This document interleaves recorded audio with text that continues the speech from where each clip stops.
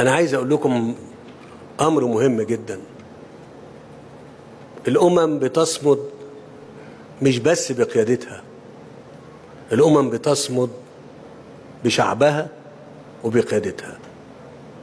وبالتالي أمر مهم قوي إن احنا نبقى واخدين بالنا من التحديات اللي موجودة في منطقتنا. وأرجو منكم جميعا يعني شوفوا وراجعوا وتابعوا الأوضاع اللي موجودة على حدودنا الغربية وعلى حدودنا الجنوبية وعلى حدودنا الشرقية الآن. هتجدوا دايما إنها لحكمة لا نعلمها مشتعلة.